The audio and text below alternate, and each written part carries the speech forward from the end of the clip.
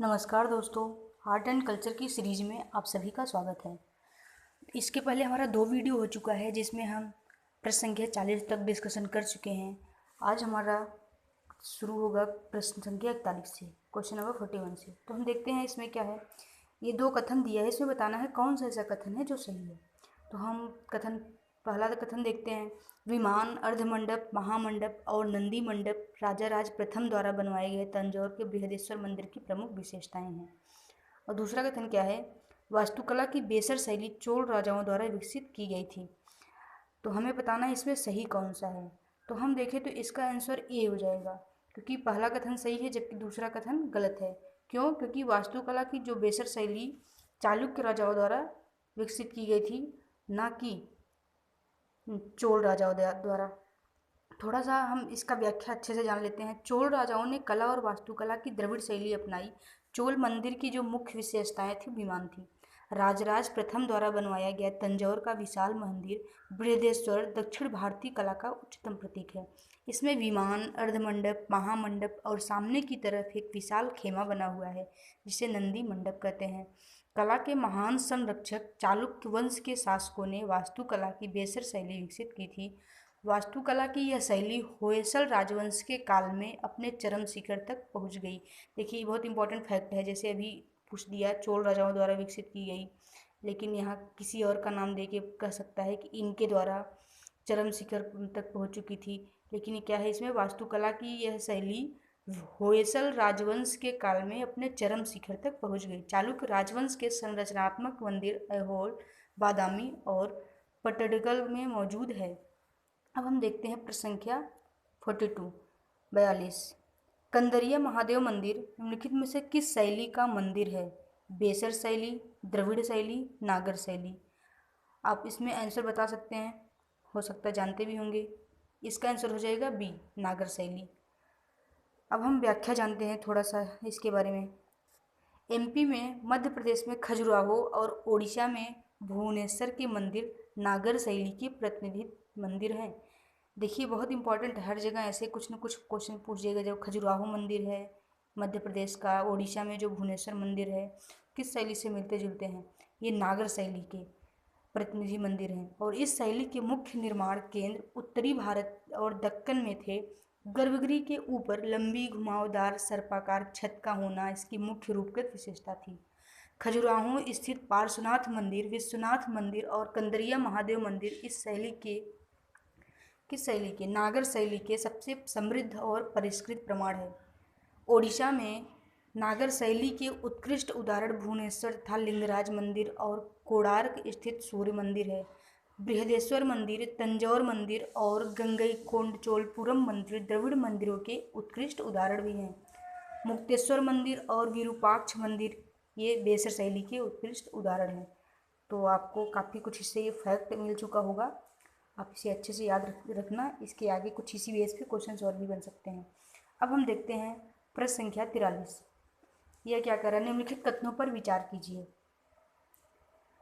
इसमें देखिए क्या पूछा है, प्रश्न संख्या पूछा है इसमें कौन सा सही नहीं है। हमें बताना है सही नहीं है। तो हम तीनों कथन देख लेते हैं। अजंता की अधिकांश गुफाओं का विकास बौद्ध धर्म के हीनयान चरण के दौरान हुआ। प्रसिद्ध कैलाश मंदिर अजंता की गुफाओं में है। अजंता की गुफाओं में प्रकोष्ठ का अभाव है। तो आप थोड़ा बहुत सोचिए, फिर हम आंसर बताने की कोशिश करते हैं। इसका आंसर हो जाएगा ए। 1 और 2 सही नहीं है, जबकि आपका तीसरा कथन सही है। फिर भी हम थोड़ा सा व्याख्या जान लेते हैं। अजंता महाराष्ट्र के औरंगाबाद जिले में स्थित चट्टानों को काटकर बनाई गई गुफाओं की श्रृंखला है। अजंता में 29 गुफाएं हैं। इसमें उस काल की दिनांकित 4 चैती गुफाएं हैं, जैसे कि दूसरी और पहली शताब्दी ईसा पूर्व की गुफा संख्या 19 और 26। इसमें बड़े चैत्य विहार हैं और मूर्तियों और कलाकृतियों में सुसज्जित हैं। प्रथम शताब्दी और 5वीं शताब्दी के चित्रों को रखने वाली गुफाओं का अजंता एकमात्र जीवंत उदाहरण है। ये चित्र मुख्यतः बौद्ध विषय वस्तु, बुद्ध के जीवन वृत्तांत और जातक कथाओं की विषय वस्तु पर बने हैं। 29 में से 5 गुफाएं हीनयान चरण में विकसित हुई थी, जबकि शेष का विकास महायान चरण में हुआ था। ये बहुत इंपॉर्टेंट फैक्ट है। 29 से 5 गुफाएं हीनयान चरण में विकसित हुई, जबकि शेष का विकास महायान चरण में हुआ था। कैलाश मंदिर एलोरा की गुफा में स्थित है। और फिर उसके बाद क्या है, अजंता और एलोरा की गुफाओं में प्रमुख अंतर क्या है। इसमें प्रमुख अंतर सिर्फ एक है, पर्वतों का ढलान है। अजंता गुफाएं पर्वत की रूखी सतह की तरफ बनी हैं, जबकि एलोरा की गुफाएं तिरछी सतह की तरफ बनी हैं। इसी कारण से एलोरा गुफाओं में आंगन है, जबकि अजंता गुफाओं में यह उपस्थित नहीं है। अब हम चलते हैं प्रश्न संख्या 44 पे 44। निम्नलिखित में से कौन सी मंदिर स्थापत्य कला की द्रविड़ शैली की विशेषताएं हैं। तो आई होप आप लोग को द्रविड़ शैली की कुछ विशेषताएं, नागर शैली की विशेषताएं ये सब पता ही होगा, क्योंकि इसके पहले 2 वीडियोस थे उसमें हम थोड़ा बहुत डिस्कशन किए ही थे। फिर भी हम देखते हैं इसका आंसर क्या है। और क्या दिया है इसमें, गोपुरम, जलकुंड, रेखा देउल, शिखर, कलश। इसमें बताना है द्रविड़ शैली की विशेषताएं कौन सी है। तो आप समझ गए होंगे इसका आंसर हो जाएगा बी, क्योंकि गोपुरम, जलकुंड और शिखर ये सब द्रविड़ शैली की विशेषताएं हैं। फिर भी हम जान लेते हैं इनके बारे में। देखिए, मंदिर स्थापत्य की द्रविड़ शैली की विशेषताएं कुछ इस प्रकार हैं। जो नागर मंदिर स्थापत्य कला से अलग देखी जा सकती हैं। द्रविड़ शैली के मंदिर दीवारों से घिरे हुए होते हैं। प्रांगण में बीचों बीच एक प्रवेश द्वार होता है, जिसे हम गोपुरम कहते हैं। इस शैली की एक मुख्य विशेषता इसका पिरामिडीय विमान है। विमान उत्तर भारत के मंदिरों के वक्राकार शिखर की तुलना में ज्यामितीय रूप से पिरामिड के रूप में ऊपर की ओर उठी हुई आकृति होती है। दक्षिण भारत के मंदिरों में शिखर शब्द का प्रयोग केवल मंदिर के शीर्ष पर स्थित संरचना के लिए किया गया है, जिसका आकार सामान्यतः एक छोटी स्तूपिका या अष्टभुजी आकृति के समान होता है। यह उत्तर भारत के मंदिरों के आमलक और कलश के समान होता है। उत्तर भारत के मंदिरों के प्रवेश द्वार पर गर्भगृह होता है। यहाँ प्रायः मिथुन नदियों की देवी गंगा और यमुना एवं द्वारपालक की प्रतिमाएं देखने को मिलती है। ये देखिए, बहुत इंपॉर्टेंट फैक्ट है। इसमें क्या बोल रहा है, उत्तर भारत के जो मंदिर हैं उसमें प्रवेश द्वार पर गर्भगृह होता है। यहाँ प्रायः मिथुन नदियों की देवी गंगा और यमुना एवं द्वारपालक की प्रतिमाएं देखने को मिलती है। इसमें क्या कर सकता है, कभी कभी कुछ कथन ऐसे दे देगा उत्तर भारत नहीं, जबकि ये विशेषताएं किसकी हैं, दक्षिण भारत के मंदिरों की। लेकिन आपको याद रखना है, इस शैली के मंदिरों के अंदर एक जलकुंड या मंदिर सरोवर पाया जाना एक साधारण विशेषता है। सहायक मंदिर या तो मुख्य मंदिर के दुर्ग के भीतर शामिल है, या फिर मुख्य मंदिर के समीप अलग अलग छोटे मंदिरों के रूप में स्थित है। उत्तर भारतीय मंदिर शैली के कई शिखरों का एक साथ समूह के रूप में ऊपर उठता प्रारूप दक्षिण भारत में लोकप्रिय नहीं था। ओडिशा की मंदिर वास्तुकला में शिखर को रेखा देउल के नाम से जाना जाता था। नागर शैली में शिखर पर एक क्षैतिज पतली संरचना होती है, जिसे आमलक कहते हैं, तथा उसके ऊपर एक गोलाकार कलश होता है। तो काफ़ी कुछ इसके बारे में पता चल गया होगा। हम चलते हैं प्रश्न संख्या 45 पर। इसमें क्या है, निम्नलिखित में से कौन से मंदिर स्थापत्य कला से संबंधित है। तो आप बहुत सिंपल है, इसका आंसर तो आप सीधे बता दिए होंगे, डी सभी हैं। फिर भी मंदिर के स्थापत्य कला की छोटी छोटी जो दिया है, इन सब बारे में थोड़ा बहुत जान लेते हैं। जगमोहन को ओडिशा के मंदिरों के सभा भवन के रूप में जाना जाता है। जगमोहन के सामने नट मंडप एवं भोग मंडप होते हैं। यदि एक मुख्य मंदिर और चारों कोनों पर 4 छोटे छोटे मंदिर हो तो मंदिर वास्तुकला में इस प्रकार के मंदिरों को पंचायतन कहा जाता है। खजुराहो और ओडिशा के मंदिर इस श्रेणी में आते हैं। द्रविड़ शैली के मंदिरों के शिखर के ऊपर स्तूपिका होती है। तो हम चलते हैं प्रश्न संख्या 46 पर। अजंता की गुफाओं से संबंधित निम्नलिखित कथनों पर विचार कीजिए। इसमें हमें बताना क्या है, कौन से कथन सही हैं। महाराष्ट्र के औरंगाबाद में स्थित इन 29 गुफाओं का निर्माण ईसा पूर्व 2री शताब्दी से लेकर 7वीं शताब्दी ईस्वी तक किया गया है। घोड़े के नाल के आकार की इन गुफाओं में मुख्यतः ब्राह्मण और बौद्ध धर्म से संबंधित चित्र है। तो आप 1-2 सेकंड लेकर कुछ सोचिए, फिर हम आंसर बताते हैं। इसका आंसर हो जाएगा सी, दोनों सही है। व्याख्या जान लेते हैं। महाराष्ट्र के औरंगाबाद में अवस्थित इन 29 गुफाओं में से केवल 7 गुफाओं के चित्र शेष हैं। इनमें गुफा 16, 17, 19 गुप्तकालीन है। मुख्यतः ब्राह्मण और बौद्ध धर्म से संबंधित इन चित्रों में बौद्ध धर्म के चित्र महायान शाखा से संबंधित है। गुफा 9 और 10 सबसे पुराने वाकाटक काल है, जबकि गुफा 1 और 2 पुलकेशिन द्वितीय के समय के हैं। 16वीं गुफा के चित्रों में मर्दासन राजकुमारी का चित्र अत्यंत सुंदर है। 17वीं गुफा के चित्रों को चित्रशाला कहा गया है। ये अधिकतर बुद्ध के जन्म, जीवन, महाविनिष्क्रमण, महापरिनिर्वाण की घटनाओं से संबंधित है। तो हम चलते हैं प्रश्न संख्या 47 पर। निम्नलिखित कथनों पर विचार कीजिए। इसमें बताना है कौन सा कथन है जो सही नहीं है। तो हम कथन पढ़ते हैं, फिर आंसर बताते हैं। कथन एक क्या है? ओडिशा शैली बेसर शैली की एक उपशैली है। सोचते रहिए आप, सही है गलत हम तो फिर बताएंगे, इसके पहले ही बता चुके हैं। ओडिशा शैली में मंडप को रेखा देउल कहा जाता है। ओडिशा शैली में शिखर को जगमोहन कहा जाता है। अभी हम जगमोहन और मंडप के बारे में डिस्कशन किए थे इसके थोड़ी देर पहले ही, तो आप समझ गए होंगे इसका आंसर क्या होगा, डी। तीनों कथन गलत है। इसमें से एक भी कौन से नहीं है, सही नहीं है, ये बताना है, ठीक है। तो इसका आंसर हो जाएगा डी। हम देखते हैं उपरोक्त जितने भी कथन हैं सब के सब गलत हैं। देखिए बात करते हैं ओडिशा शैली की। ओडिशा शैली नागर शैली की एक उपशैली है, न कि बेसर शैली की। कलिंग साम्राज्य के विभिन्न भागों में विकसित इस शैली में मंडप को जगमोहन नाम से जाना जाता था। देख लीजिए, बहुत इंपॉर्टेंट फैक्ट है। कलिंग साम्राज्य के विभिन्न भागों में विकसित इस शैली में मंडप को जगमोहन नाम से जाना जाता था। शिखर को रेखा देउल्स कहा जाता था। वे लगभग एक क्षैतिज छत जैसे होते थे जो शीर्ष पर एकदम से अंदर की तरफ मुड़ हुए होते थे।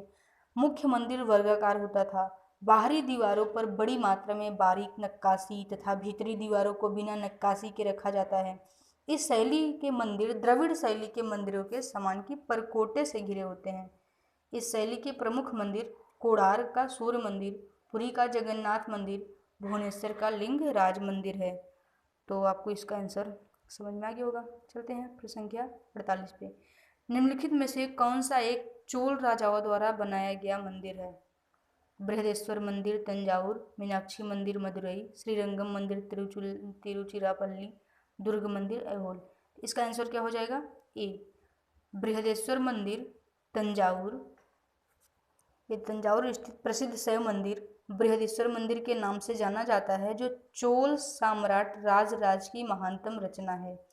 अब देखते हैं प्रश्न संख्या 49। तंजावुर के श्री बृहदेश्वर मंदिर के संदर्भ में निम्नलिखित कथनों में से कौन से सही हैं? इसमें बताना है, नीचे दिए गए कूट का प्रयोग कर सही उत्तर चुनिए। हमें बताना है इसमें सही, बृहदेश्वर मंदिर के बारे में सही क्या है, ठीक है। तो हम कथन देख लेते हैं। इसे पेरिया कोविल मंदिर के नाम से भी जाना जाता है। यह यूनेस्को के विश्व धरोहर स्थल महान जीवित चोल मंदिर का एक भाग है। यह भारत में बेसर शैली का सबसे बड़ा मंदिर है। आई होप आंसर आपको पता होगा। नहीं है कोई बात नहीं, हम बताते हैं। इसका आंसर हो जाएगा ए। 1 और 2 सही है, जबकि आपका कथन 3 गलत है। क्यों? क्योंकि देखते हैं, इसकी व्याख्या जान लेते हैं। श्री बृहदेश्वर मंदिर भगवान शिव को समर्पित एक हिंदू मंदिर है जो भारतीय राज्य तमिलनाडु के तंजावुर में अवस्थित है। इंपॉर्टेंट फैक्ट ऐसे ही निकल आता है, ये किसको समर्पित है? भगवान शिव को समर्पित है। इसे पेरिया कोविल महान मंदिर राजराजेश्वर मंदिर राजराजेश्वरम के नाम से भी जाना जाता है। कथन एक आपका क्या हो गया? सही हो गया। यह भारत के सबसे बड़े मंदिरों में से है और चोल काल के दौरान निर्मित द्रविड़ वास्तुकला का एक उदाहरण है। इसलिए कथन 3 आपका गलत हो गया।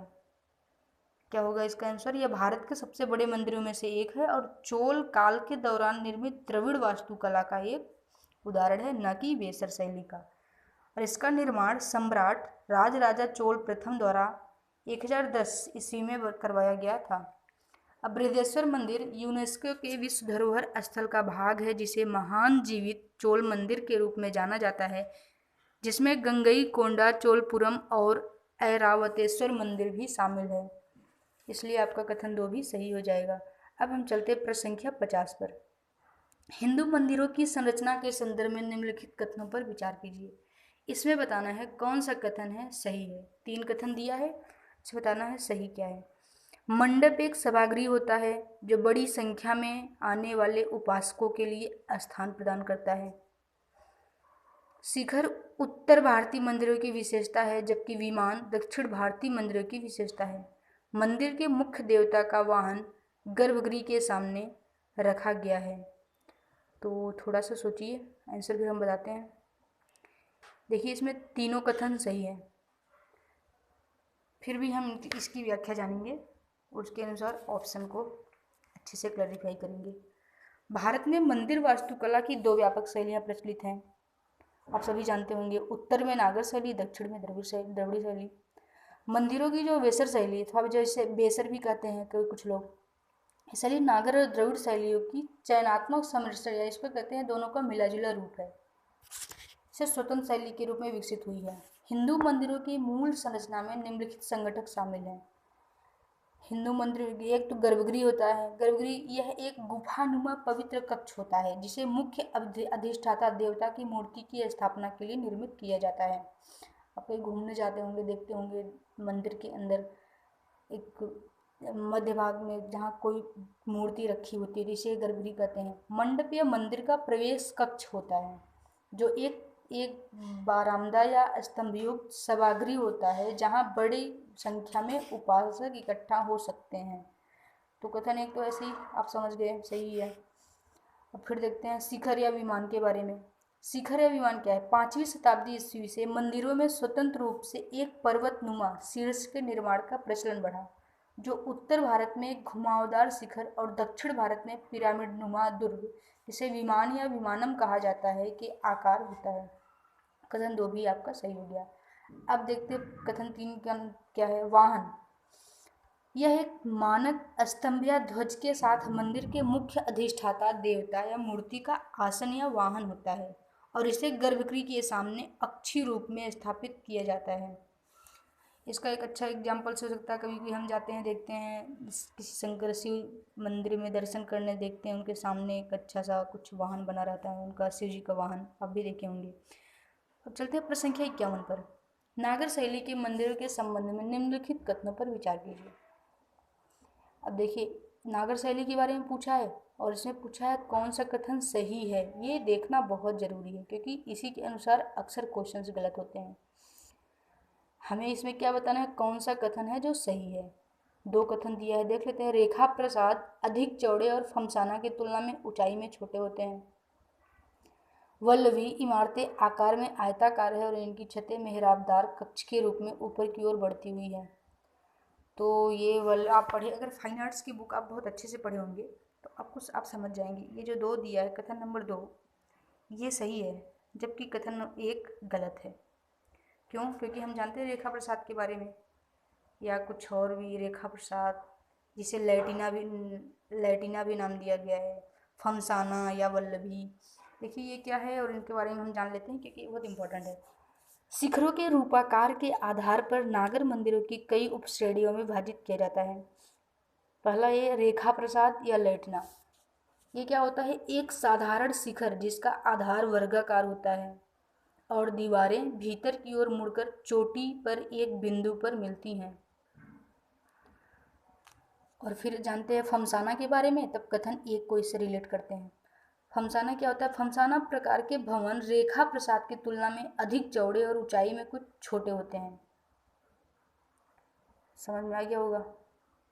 कथन 1 यहीं से गलत हो जाता है क्योंकि फमसाना प्रकार के जो भवन है रेखा प्रसाद की तुलना में अधिक चौड़े और ऊंचाई में कुछ छोटे होते हैं।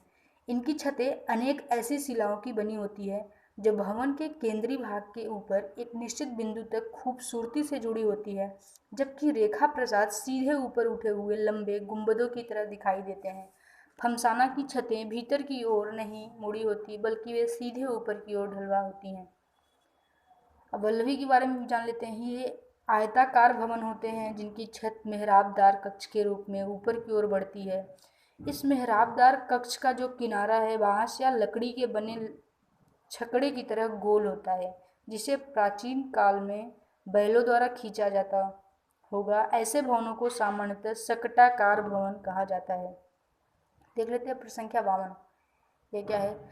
खजुराहो के लक्ष्मण मंदिर के संदर्भ में निम्नलिखित कथनों पर विचार कीजिए।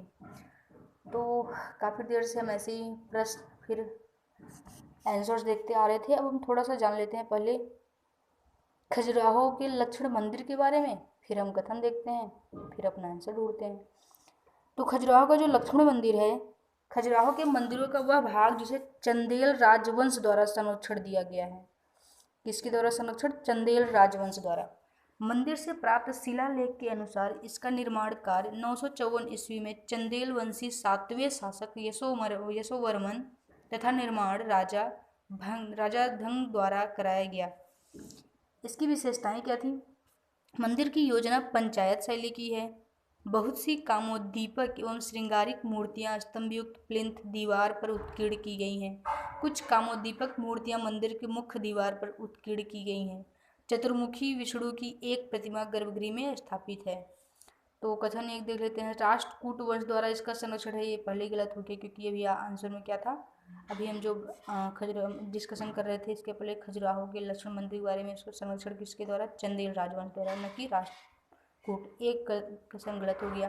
वैसे यहीं से आंसर निकल आता है। अगर एक गलत है ऑप्शन ए कटा, बी कटा, सी कटा, और आंसर हमारा सी आ गया।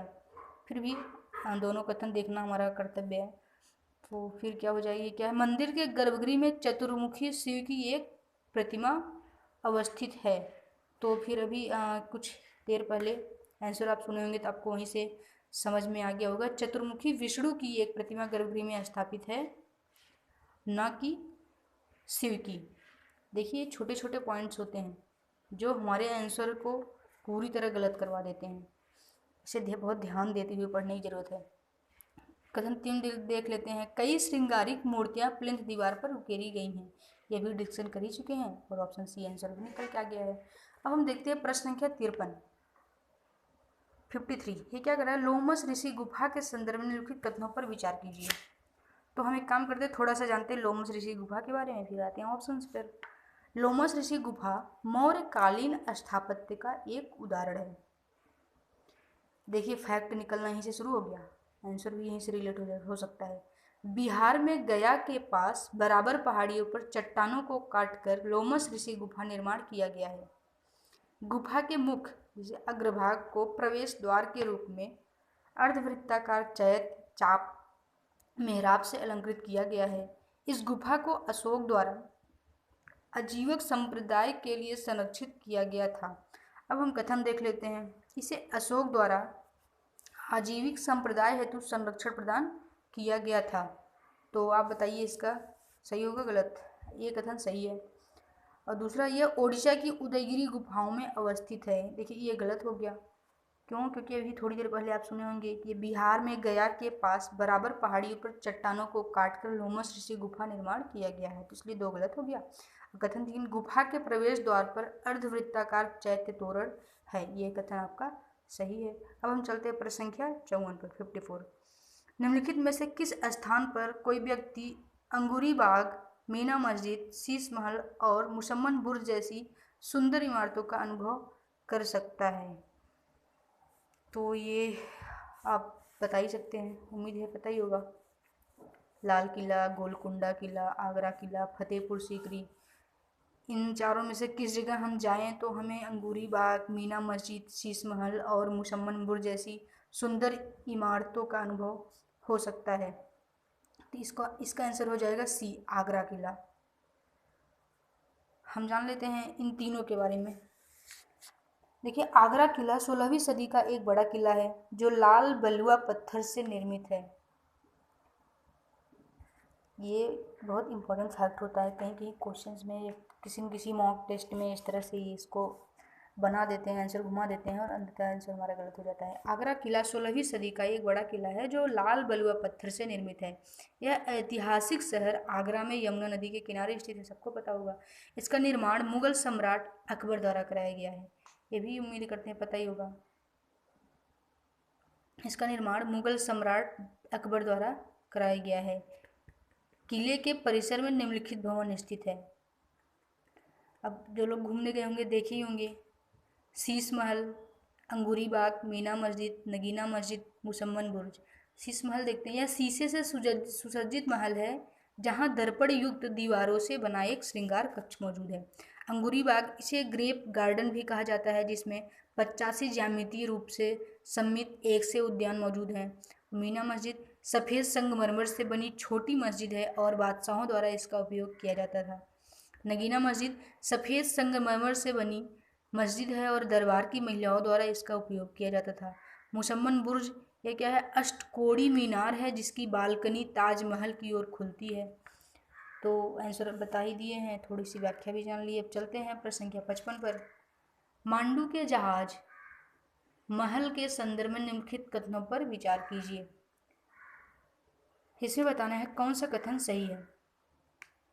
यह सुल्तान बाज बहादुर और रानी रूपमती की प्रेम कथा से संबंधित है, ये कथन सही है। इसका निर्माण सुल्तान गयासुद्दीन खिलजी द्वारा करवाया गया, यह कथन ये भी सही है। तो फिर भी थोड़ा जानते हैं इनके बारे में। जहाज महल एक सुंदर 2 मंजिला जहाज महल है जो मांडू शहर में स्थित है। जहाज महल को 2 जलाशयों के मध्य काफ़ी खूबसूरती से स्थापित किया गया है। इसका निर्माण सुल्तान गयासुद्दीन खिलजी ने अपने हरम, आमोद और मनोरंजक स्थान के रूप में करवाया था। मांडू का जहाज महल सुल्तान बाज बहादुर और रानी रूपमती के प्रेम प्रसंग से संबंधित था। अब देख लेते हैं प्रश्न संख्या 56। निम्नलिखित स्थानों पर विचार कीजिए। भीमबेटका, बादामी, खजुराहो। इसमें बताना क्या है, उपर्युक्त में से कौन से स्थान पर प्रागैतिहासिक गुफा चित्र मिलते हैं, यही बताना है मुझे। कथन इसका क्या हो जाएगा आंसर? ए, भीमबेटका। जान लेते थोड़ा सा प्रागैतिहासिक काल से संबंध, जो यही आंसर से संबंध संदर्भ में जो कुछ भी संभव एक्सप्लेनेशन हो सकता है। प्रागैतिहासिक काल के अंतर्गत पूरा पाषाणकालीन संस्कृति के अवशेष सोहन नदी घाटी, बेलन घाटी तथा नर्मदा नदी घाटी एवं भोपाल के निकट भीमबेटका नामक चित्रित शैलाश्रयों से प्राप्त हुए हैं। बादामी की गुफाएं कर्नाटक के बागलकोट जिले में बादामी नामक जगह में स्थित है। इनका रचना काल 578 से 589 ईस्वी माना जाता है। बादामी या वातापी में ब्राह्मण, हिंदू धर्म, जैन धर्म से संबंधित चित्रकला का प्राचीनतम साक्ष्य है। देखिए ये बहुत इंपॉर्टेंट, ब्राह्मण, हिंदू धर्म और जैन धर्म से संबंधित चित्रकला का साक्ष्य है, ना कि बौद्ध धर्म का। यही फैक्ट ऐसे होंगे आंसर को गलत कराने के लिए बीच में आ जाते हैं। 10वीं से 13वीं सदी तक चंदेल शासकों ने मध्य भारत पर शासन किया। इन्होंने खजुराहो के मंदिरों की श्रृंखला बनवाई। खजुराहो में मंदिरों का निर्माण अंतहीन विविधता वाली मानव मूर्तियों से किया गया है। अब हम देखते हैं प्रश्न संख्या 57। किसके राज में कल्याण मंडप की रचना मंदिर निर्माण का एक विशिष्ट अभिलक्षण था? आंसर पता ही होगा, विजयनगर। जब जब कल्याण मंडप दिमाग में आए तब तक विजयनगर साम्राज्य दिमाग में आना चाहिए। कल्याण मंडप की रचना विजयनगर साम्राज्य की मंदिर निर्माण शैली का विशिष्ट अभिलक्षण है। इसमें दैवीय विवाहों का आयोजन किया जाता था। अब हम देखते हैं प्रश्न संख्या 58। भारत के सांस्कृतिक इतिहास के संदर्भ में निम्नलिखित कथनों पर विचार कीजिए। सांस्कृतिक इतिहास के बारे में पूछा है, इसमें बताना है कौन सा कथन है सही है। फतेहपुर सीकरी स्थित बुलंद दरवाजा तथा खानका के निर्माण में सफेद संगमरमर का प्रयोग हुआ था। याद आया आंसर? नहीं ना, सोचिए बताते हैं। लखनऊ स्थित बड़ा इमामबाड़ा और रूमी दरवाजा के निर्माण में लाल बलुआ पत्थर और संगमरमर का प्रयोग हुआ था। तो ये दोनों आंसर गलत हो गया क्योंकि ये जस्ट इसका उल्टा दे दिया है। व्याख्या देख लेते हैं। अकबर के शासनकाल में फतेहपुर सीकरी में अनेक निर्माण कार्य किए गए जिनमें बुलंद दरवाजा एवं खानका प्रमुख है। इन निर्माण कार्यों में लाल बलुआ पत्थर का प्रयोग हुआ, न कि सफ़ेद संगमरमर का। और लखनऊ स्थित जो बड़ा इमामबाड़ा है और रूमी दरवाजे के निर्माण में ईंट एवं चूना पत्थर का प्रयोग हुआ है। अब हम चलते हैं प्रश्न संख्या 59। भारतीय मंदिर स्थापत्य के संदर्भ में निम्नांकित कथनों पर विचार कीजिए। इसमें बताना है कौन सा कथन है जो सही है। नागर स्थापत्य शैली में मंदिर शिखर के शीर्ष पर स्तूपिका बनी होती थी, जबकि द्रविड़ स्थापत्य शैली में मंदिर शिखर के शीर्ष पर आमलक की संरचना बनी होती थी। दूसरा कथन क्या है, नागर शैली में शिखर रेखीय होते थे, जबकि द्रविड़ शैली में शिखर पिरामिड के आकार के होते थे। द्रविड़ शैली के मंदिरों की विशेषता उसके गोपुरम है, लेकिन इनमें परकोटा का अभाव दिखता है। इसका आंसर हो बताना है कौन सा कथन है सही है। तो इसका आंसर हो जाएगा सी, केवल 2 सही है, बाकी तीनों कथन गलत हैं। अब हम जान लेते हैं क्यों। क्योंकि नागर मंदिर स्थापत्य शैली की अगर विशेषताएं देखें जो पिछले वीडियो में हम बता चुके हैं, तो उसमें क्या है, शिखर के शीर्ष पर आमलक की संरचना होती है, शिखर रेखीय होते थे, अधिष्ठान जो चबूतरे नुमा संरचना होती थी, वर्गाकार गर्भगृह होता था। और वहीं अगर द्रविड़ मंदिर स्थापत्य शैली की विशेषताओं का एक बार रिवीजन करें तो शिखर पर स्तूपिका की संरचना होती थी, शिखर पिरामिड नुमा होते थे, आयताकार गर्भगृह होते थे, अधिष्ठान आवश्यक तत्व नहीं होते थे, और विशाल गोपुरम प्रवेश द्वार भी होता था। परकोटा दीवार से घिरा होना इसका बहुत विशिष्ट विशेषता थी। आप फाइन आर्ट्स के बुक में पेज संख्या 29 में ना इसका बहुत अच्छा एक बार देख लेंगे ना, पेज संख्या 29 चित्र दिया हुआ है, उसे बहुत बढ़िया रिलेट कर पाएंगे, फिर कभी नहीं भूलेगा जब जब इससे संबंधित क्वेश्चन आएंगे। अब हम देखते हैं प्रश्न संख्या 60। निम्नलिखित में से किस मंदिर को विदर्भ के खजुराहो के रूप में भी जाना जाता है। निम्नलिखित में से किस मंदिर को विदर्भ खजुराहो के रूप में जाना जाता है। आंसर आपको पता ही होगा, मार्कंडेश्वर। बहुत सिंपल है ये तो। मार्कंडेश्वर मंदिर 9वीं से 12वीं शताब्दी के मध्य निर्मित महाराष्ट्र के गढ़चिरौली में वेनगंगा नदी के किनारे मरकंडा गांव में स्थित है। मार्कंडेश्वर मंदिर परिसर में 24 अलग अलग प्रकार के मंदिर हुआ करते थे। वर्तमान में 18 मंदिर खंडहर हो चुके हैं। इन्हीं मंदिरों की वजह से गढ़चिरौली को मिनी खजुराहो या विदर्भ खजुराहो भी कहा जाता है। इस मंदिर के जीर्णोद्धार का कार्य भारतीय पुरातत्व सर्वेक्षण द्वारा वर्ष 2017 में किया जा रहा है। यह मंदिर उत्तर भारत के नागर शैली में निर्मित शैव, वैष्णव और शाक्त संप्रदाय से संबंधित है, इसलिए आपका आंसर ये है। हम चलते हैं प्रश्न संख्या 61 पर। धम्मेक स्तूप के निर्माण काल से कौन सा राजवंश संबंधित नहीं है। तो हम जान लेते हैं धम्मेक स्तूप के बारे में, फिर आते हैं अपने आंसर पर। धम्मेक स्तूप सारनाथ स्थित एक प्रसिद्ध बौद्ध धार्मिक स्थल है। धम्मेक स्तूप किससे संबंधित है, बौद्ध धार्मिक स्थल से, जो कहाँ है, सारनाथ में। धम्मेक स्तूप की नींव अशोक के समय में रखी गई थी और इसका विस्तार कुषाण काल में हुआ, जबकि गुप्त काल में यह पूर्णतः तैयार हुआ। ये देखिए बहुत इंपॉर्टेंट, क्योंकि मेरी कोशिश यही होती है ना, इससे रिलेटेड वही व्याख्या शामिल किया जाए जो फैक्ट की दृष्टि से सच में बहुत इंपॉर्टेंट होते हैं, जो अक्सर एग्जाम में हमारे ऑप्शंस को एलिमिनेट करने में अच्छा सहयोग करेंगे। तो इसलिए जो फैक्ट है ना बहुत इंपॉर्टेंट है। धम्मेक स्तूप की नींव अशोक के समय में रखी गई और इसका विस्तार कुषाण काल में हुआ, जबकि गुप्त काल में यह पूर्णतः तैयार हुआ। माना जाता है कि धम्मेक स्तूप ही वह स्थान है जहां भगवान बुद्ध ने अपने शिष्यों को प्रथम उपदेश दिया था। अब हर कोई रटता है कि भगवान बुद्ध ने अपना प्रथम उपदेश कहाँ दिए, सारनाथ में, लेकिन उससे संबंधित थोड़ा बहुत धम्मेक स्तूप के बारे में भी जानना चाहिए।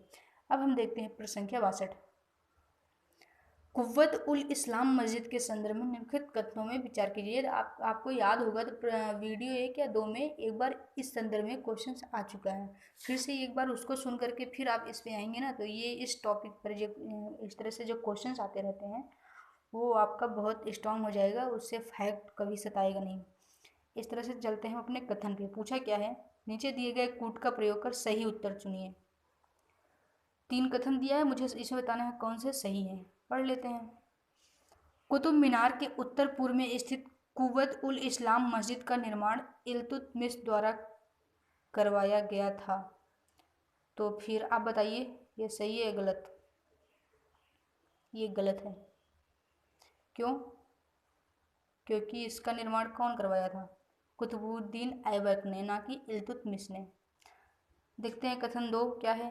इसके आयताकार प्रांगण में 27 हिंदू और जैन मंदिरों, जिन्हें ध्वस्त कर दिया गया था, के स्तंभ एवं वास्तुशिल्प के टुकड़े शामिल हैं। ये कथन सही है। यह दिल्ली के सुल्तानों द्वारा निर्मित प्रथम शहर, जिसे दिल्ली एक पुराना शहर कहा जाता था, ये सामूहिक मस्जिद थी। ये भी कथन सही है। फिर भी हम थोड़ा बहुत जान लेते हैं इनके बारे में। कुतुब मीनार के उत्तर पूर्व में स्थित कुव्वत उल इस्लाम मस्जिद का निर्माण 1198 ईस्वी में कुतुबुद्दीन ऐबक ने करवाया था।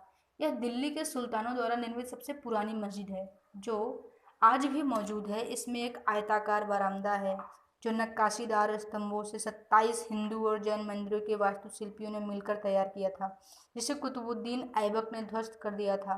जैसा कि मनुष्य पूर्वी प्रदेश द्वार पर उसके शिलालेख में दर्ज किया गया है, अतः इसलिए कथन 2 सही है। फिर कथन 3 के बारे में जानना है ना। दिल्ली के सुल्तानों द्वारा निर्मित पहले शहर की पहली सामूहिक मस्जिद थी, जो इतिहास में दिल्ली इकुहना पुराना शहर के रूप में वर्णित है। इल्तुतमिश और अलाउद्दीन खिलजी ने इस मंदिर का विस्तार किया। तो आप समझ गए होंगे इसके बारे में। अब हम चलते हैं प्रश्न संख्या 63 पर। भारत के सांस्कृतिक इतिहास के संदर्भ में निम्नलिखित स्तूपों के अवस्थित राज्यों के युग्म पर विचार कीजिए। स्तूप दिया है, अवस्थित राज्य दिया है, ये भी हाँ ठीक है। स्तूप और ये किस किस राज्य में है, इसका मुझे आंसर बताना है। तो फिर हम देख लेते हैं। बैराट महाराष्ट्र, चौखंडी हिमाचल प्रदेश, अनिमेष लोचन बिहार। तो आप सोचिए कौन सही कौन गलत, फिर हम बताते हैं। इसका आंसर होगा सी। केवल 3 ही सही है, बाकी दोनों गलत हैं। देख लेते हैं इसका आंसर। स्तूप एक ऐसी वास्तुशिल्प संरचना है जिसमें बौद्ध भिक्षुओं के अस्थि शेष होते हैं। स्तूप बौद्ध तथा जैन मठ परिसरों का हिस्सा होते हैं, लेकिन स्तूपों की सर्वाधिक संख्या बौद्ध धर्म से पाई जाती है। भारत के विभिन्न भागों में पाए जाने वाले विभिन्न स्तूपों में से कुछ प्रसिद्ध स्तूप हैं बैराट, चौखंडी, अनिमेष लोचन। जो बैराट स्तूप है उनके बारे में देखते हैं। 3री शताब्दी ईसा पूर्व के सबसे अच्छे उदाहरणों में से एक है। राजस्थान में अवस्थित है। यह एक विशाल स्तूप है जिसमें एक वृत्ताकार टीला शामिल है, जिसके चारों ओर एक परिक्रमा पथ है। यह भट्टी में पकाए गए ईंटों से निर्मित है, जो उसी काल में संबंधित है जिसमें अशोक युग के स्तंभ निर्मित किए गए थे। अब हम जानते हैं चौखंडी स्तूप के बारे में।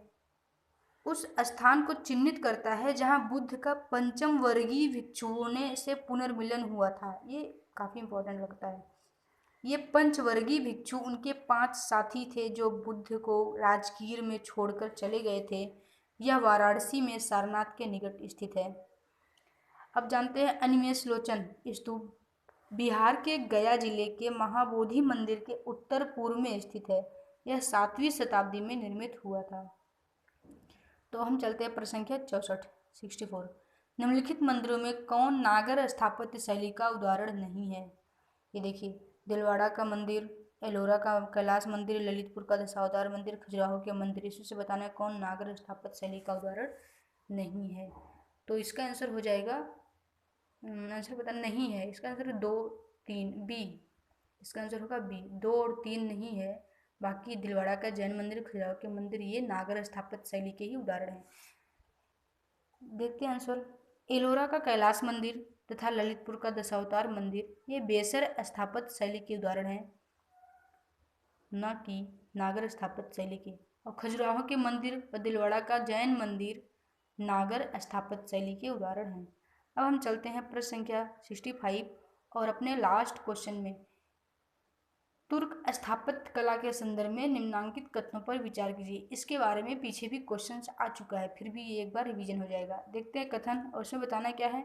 उपर्युक्त कथनों में से कौन से सही हैं? तुर्कों ने भवनों के अलंकरण में मानव एवं पशु आकृतियों के साथ साथ ज्यामितीय एवं वानस्पतिक आकृतियों का भी प्रयोग किया।